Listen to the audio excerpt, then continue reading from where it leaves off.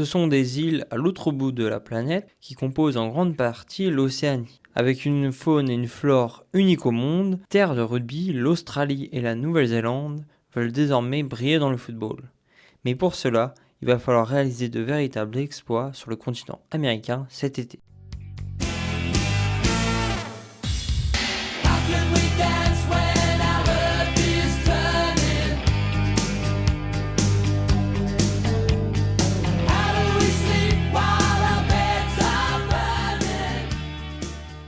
Bonjour à tous et à toutes, on se retrouve pour le 10e épisode de la série Road to New York, la série qui présente les différentes équipes qui joueront le mondial cet été.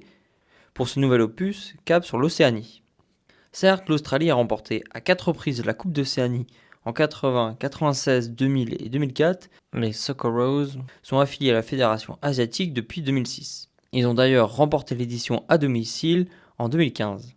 Depuis son changement de continent, l'Australie n'a jamais loupé une seule édition de Coupe du Monde, avec notamment 2 huitièmes de finale en 2006 face à l'Italie et face à l'Argentine en 2022.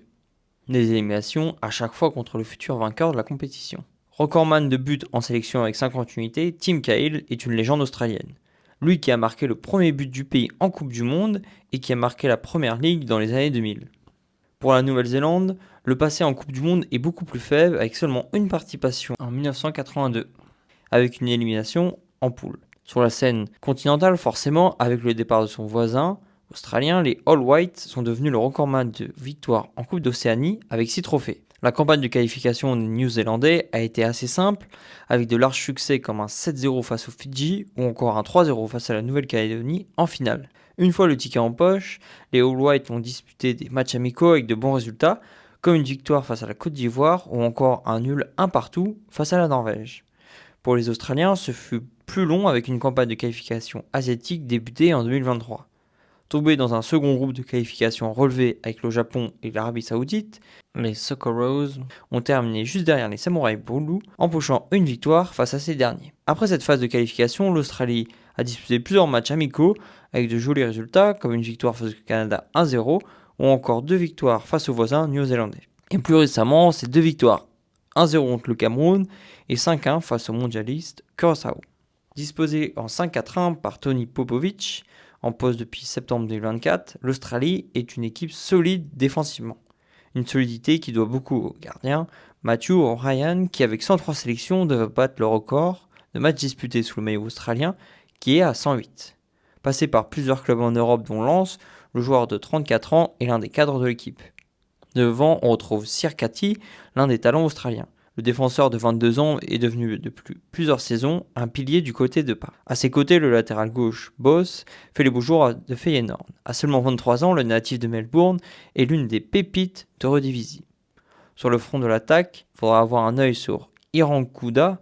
L'attaquant de 20 ans possède déjà une belle cote avec Watford, lui qui a inscrit un doublé face à Curaçao en amical. Chez le voisin, Baseley positionne son équipe en 4-2-3-1 avec sur le front de l'attaque le meilleur joueur de la sélection, Chris Wood.